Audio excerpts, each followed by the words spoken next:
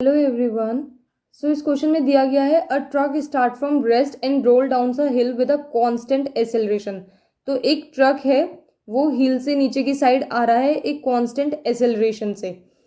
तो इसमें शुरू में ही दिया गया है a truck start from rest. इसका मतलब क्या है, यानी कि जो हमारी इनिशियल वेलोसिटी है वो कितनी है, जीरो, यानी कि यू जो है वो है जीरो।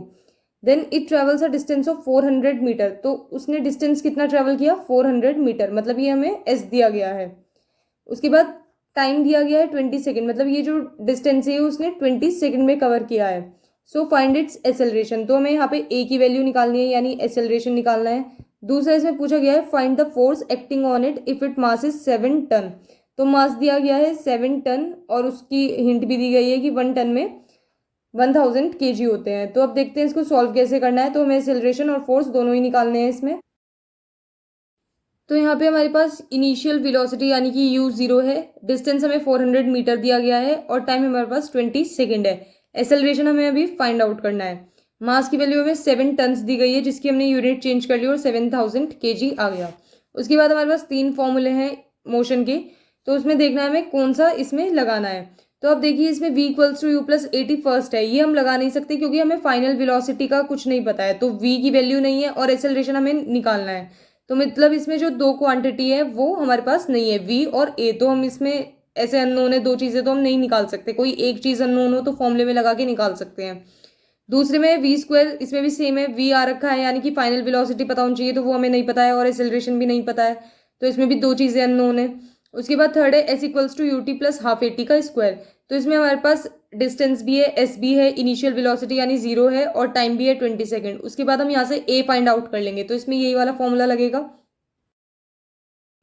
तो हम यहाँ पे सबसे पहले वैल्यूज पुट करेंगे। तो जो एस है हमारे पास वो है 400। उसके बाद यू यानी कि इनिशियल वेलोसिटी हमें पता है जीरो है। उसके बाद टाइम 20 है, तो ये तो हमारा पूरा जीरो ही हो जाएगा। उसके बाद प्लस है, देन हाफ। ए हमें निकालना है, तो ए तो हम एज इट इज लिख देंगे, और टी का स्क्वायर यानी 20 का स्क्वायर, तो 20 को हम दो बार लिख सकते हैं, तो हमारे पास ये आ जाएगा। उसके बाद इसमें जीरो इंटू 20, ये तो पूरा जीरो हो गया। तो जो इधर 400 है, आपने बेसिक इक्वेशंस तो पढ़ी होंगी, तो उसमें 400 यहाँ पे मल्टीप्लाई में आ जाएगा 2 इधर से, और ये जो 200 मल्टीप्लाई में, ये 20 मल्टीप्लाई में, ये चल जाएंगे डिवाइड में, यानी 20 इंटू 20। तो ये हमारा क्या है, एसेलरेशन हमारा यहाँ से निकल जाएगा।